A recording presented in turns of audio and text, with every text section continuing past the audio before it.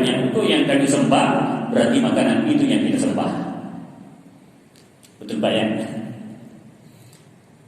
Apa yang kita ingat pada masa itu, iyyaka na'budu, maka itu yang kita sembah. Iyyaka nasta'in, apa yang kita ingat pada masa itu, maka itu yang kita minta pertolongan.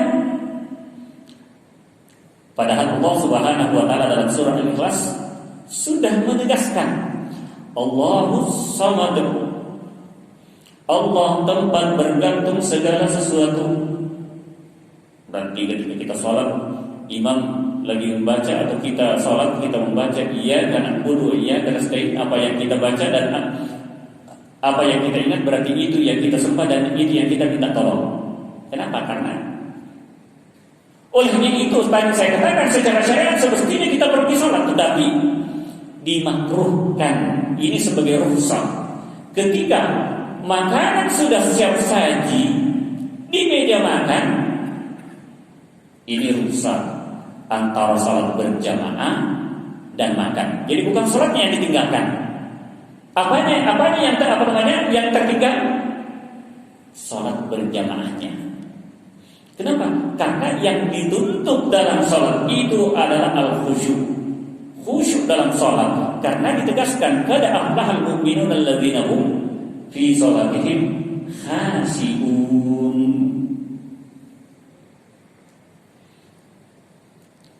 Rakhasal Islam lil musalli an yatakhallaf an sholatil jama'ati wa an yu'akhkhira as-shalat an awwali waqtiha wa an yaqta'aha in syaghalat nafsahu bit-ta'ani li'anna mabniy as-salati 'ala al-khusyu' wa inshighalu nafsi bit-ta'ani yazhabu dhalik. Jadi Islam menjadikan rukhsah atau memberikan rukhsah tidak mengikuti sholat berjamaah, dan tidak melakukan sholat pada masa azan tadi, karena ditakutkan pikirannya hanya terfokus pada makanan yang sudah siap tadi, yang sudah siap saji. Lalu Ustaz, bagaimana dengan istri baru masak dengan alasan entar dulu pergi berjamaah, istri lagi masak? Beda. Belum siap namanya itu, baru diproses. Ya Pak ya. Jangan pula diambil alasan istri lagi masak, enggak usah dulu saya pergi salat berjamaah. Nanti saya ingat istri saya masak. Itu lain lagi cerita. Di sini dikatakan ketika makanan sudah siap di atas meja, sudah siap untuk disantap, tiba-tiba sudah ada panggilan ke masjid, maka rukhsah diringankan untuk tidak mengikuti berjamaah pada masa itu karena ditakutkan pikirannya hanya mengingat terhadap makanan yang siap saji tadi.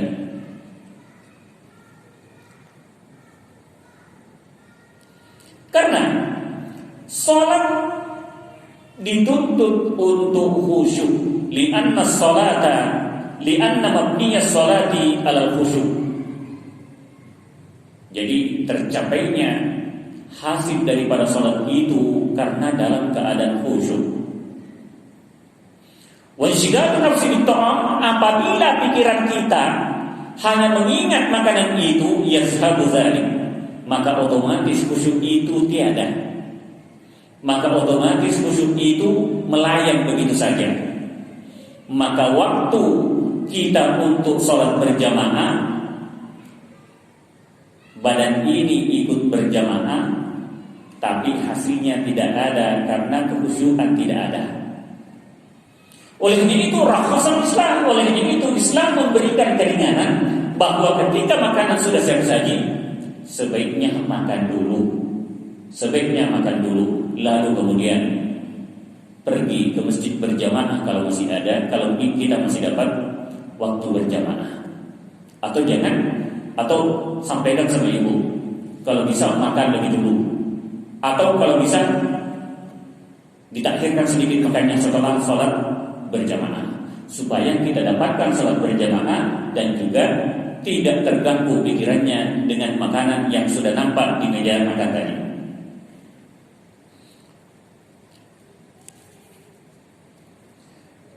Qala Ibnu Arabi, ittafaqatil ummah ala anna al-musalli yang bagi an yadkhula fi sholati hadirul qalbi khashul jasad. Jadi Ibnu Arabi mengatakan bahwa ittafaqatil ummah, dalam hal ini telah menjadi kesepakatan bahwa seyogyanya orang yang mau melakukan sholat supaya hatinya hadir, supaya hatinya betul-betul hanya wajhillah, hanya untuk menghadap kepada Allah Subhanahu wa taala, khashul jasad, dan jasad ini, badan ini betul-betul melaksanakan dengan tumanninah. Wala yatimu lahu hudurul qalb, wala yatimu lahu hudurul qalb illa bihafil awaqib. Jadi kalau banyak penghalang-penghalang, banyak yang kita ingat tadi, meskipun banyak urusan-urusan yang kita ingat tadi, tidak mungkin tercapai yang namanya khusyuk dalam salat.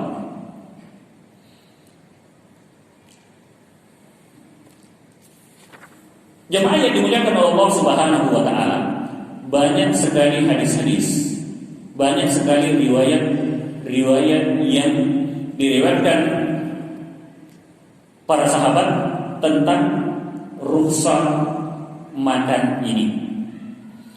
An Anas bin Malik, an Nabi sallallahu alaihi wasallam qala, "Idza hadara al-asya wa uqimatis shalah fabda'u bil asya." Jadi Ibnu Malik dari Anas bin Malik dari Rasulullah sallallahu alaihi wasallam bersabda, "Idza hadara al-asya," apabila telah disajikan makanan malam atau makan malam, wa uqimatis shalah, dan uqimat telah dikumandangkan qamat untuk didirikan salat, fabda'u bil asya, maka mulailah dengan makan malam dulu. Ini hadis daripada Anas bin Malik. Lalu yang kedua, An Ibnu Umar radhiyallahu anhu qala Rasulullah sallallahu alaihi wasallam, "Idza wada'a asyhadakum wa uqimatis shalah fabda'u bil asya wa la yu'addilna hatta yafil anhu." Jadi sama saja maksud dan tujuan daripada hadis itu. Apabila telah disiapkan, apabila telah siap makan malam, lalu qamat untuk melaksanakan salat, maka mulailah dengan makan malam itu. Maka mulailah dengan makan malam itu. Demikian juga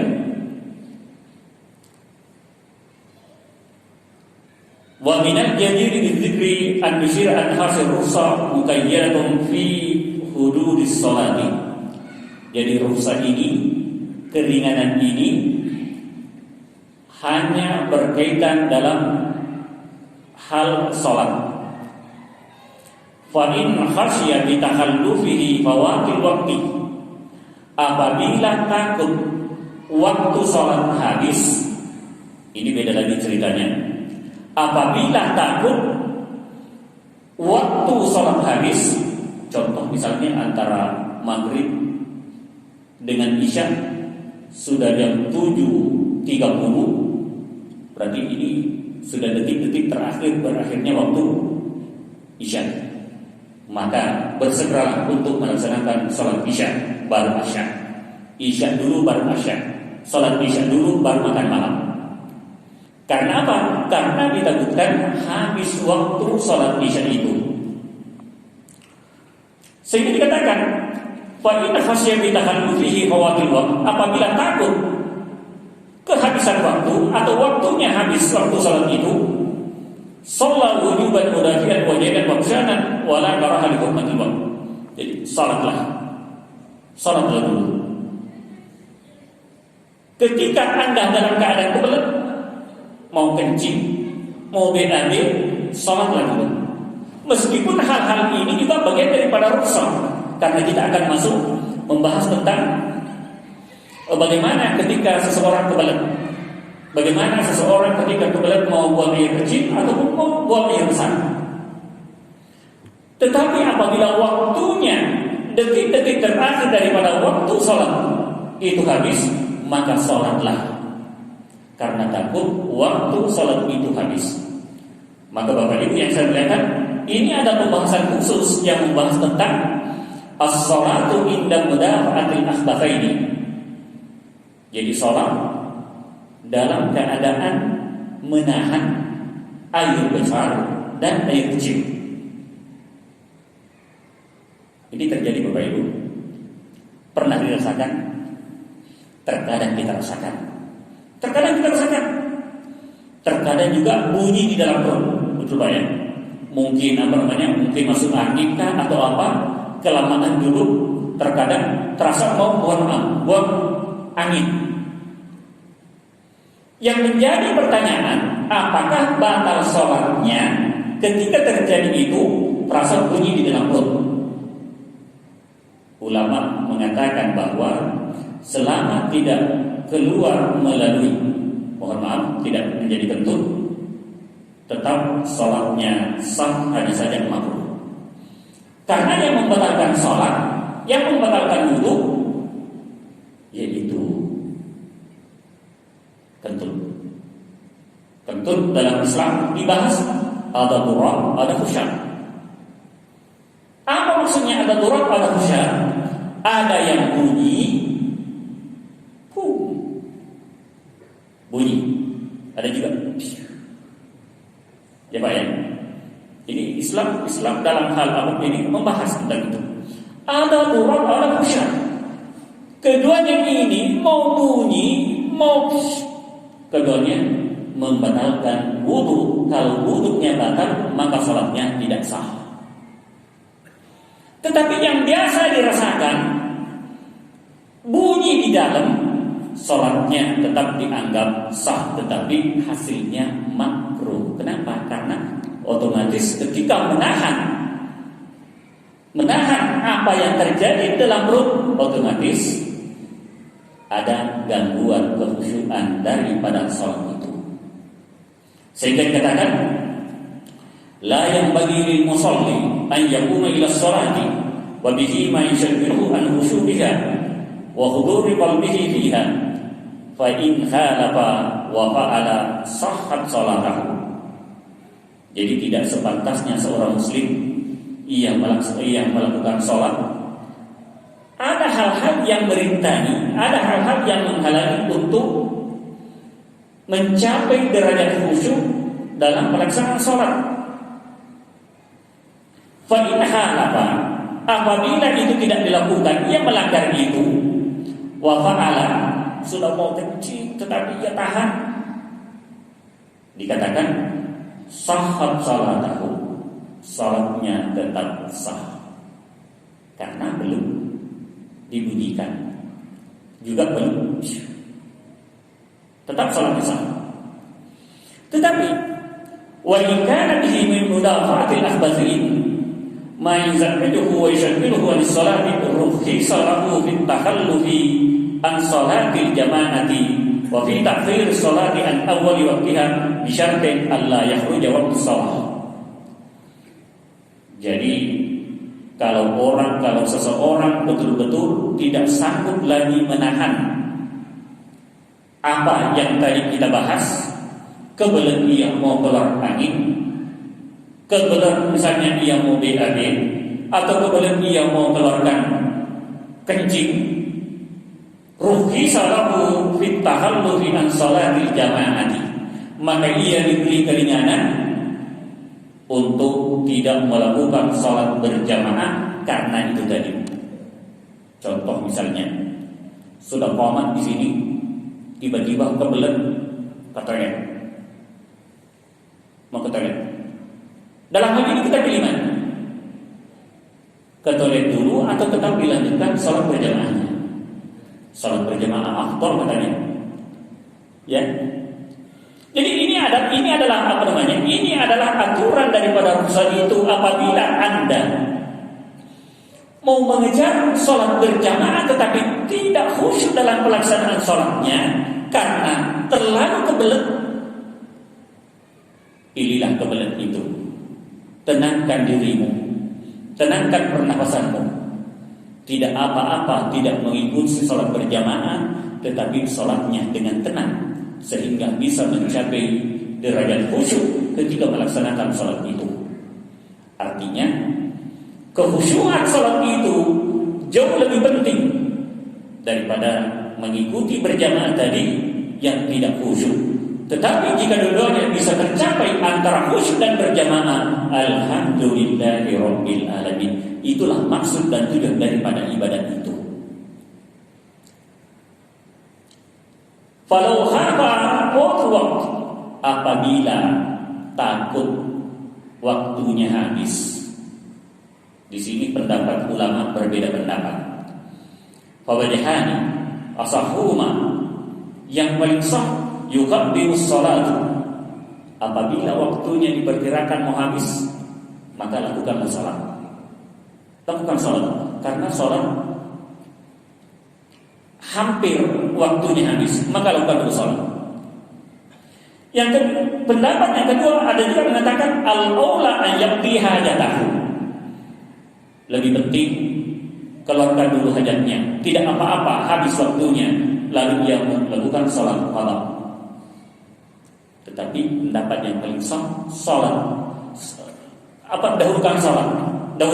Setelah Anda melakukan salat, lalu kemudian menyelesaikan hajatnya yang mau diselesaikan. Jemaah yang dimuliakan Allah Subhanahu wa taala, yang terakhir. Ini ada beberapa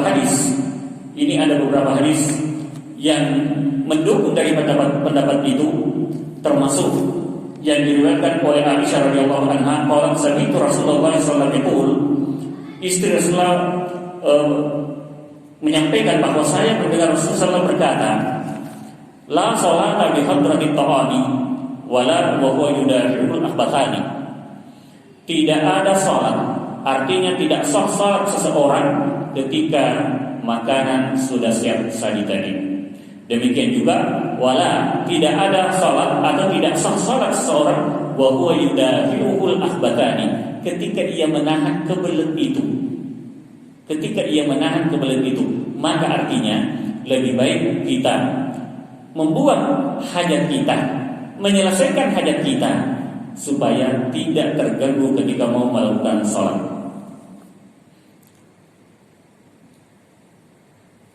Wasahaba ba'dul ulama'i ila fasal salati an-nalih an-jaidah. Jadi jemaah yang dimuliakan oleh Allah Subhanahu wa taala, qarrar ulama anna rukhsat afdal min al-azimah.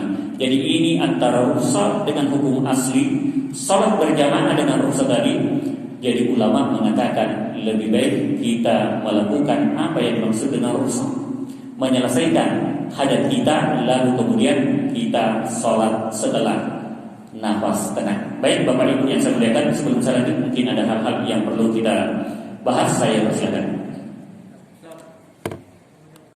Waktu salat Isya. Demikian pembahasan kita pada hari ini. Mudah-mudahan Allah Subhanahu wa taala meridai dan memberkati kita semua. Saya akan mengucapkan wallahu muwaffiq ila aqwamit thoriq. Assalamualaikum warahmatullahi wabarakatuh.